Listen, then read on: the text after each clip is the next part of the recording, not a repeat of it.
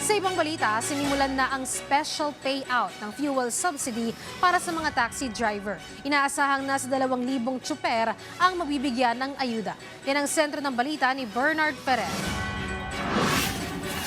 Isang taxi driver na si Ariel sa mga naunang nakatanggap ng 5,000 pesos fuel subsidy sa LTFRB Central Office sa Quezon City. Ayon sa kanya, matagal niya itong hinintay dahil sa pagtaas ng presyo ng mga produktong petrolyo. Malaking tulong to, ipupultan ko yung gasolina ko. Siguro mga 3 araw ko itong gagamitin sa fuel subsidy para kahit paano may mauwi sa pamilya. Malaking tulong din ang natanggap na 5,000 pesos fuel subsidy ng taxi driver na si Enriquito. Bilang isang single father, lalo pang bumigat ang kanyang pasanin dahil sa pagsirit ng presyo ng gasolina. Nawala sa akin, kulang-kulang mga 1,000 mahigit eh. Dahil ang konsumo ko nung hindi pa tumataas ang gasolina is nasa 1 to 1.3. Ngayon nasa 2 to 2.3, ganun eh.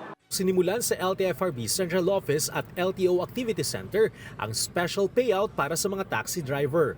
Mahigit 2,000 taxi driver ang inaasang mabibigyan ng subsidiya. Ang mga taxi driver na kabilang sa opisyal na listahan ng LTFRB ay maaring dumiretso sa LTFRB Central Office upang i-claim ang kanilang subsidiya. Samantala, ang mga hindi kabilang sa listahan ay pinapayuhang magtungo sa LTO Activity Center para sa beripikasyon at iba pang kinakailangang proseso.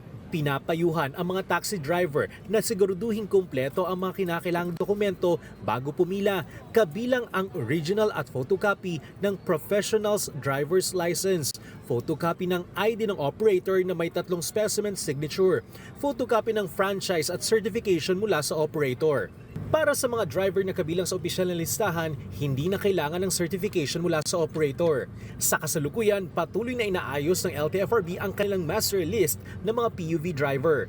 Kaya LTFRB ngayon, kami na ang tumatayo, nagkagawa kami ng listahan para dito tayo bumalik sa sitwasyon na ito. By next month, by May, tapos na namin listahan na yan. Nagpaliwanag din ang Department of Transportation hinggil sa naging proseso ng pamamahagi ng fuel subsidy.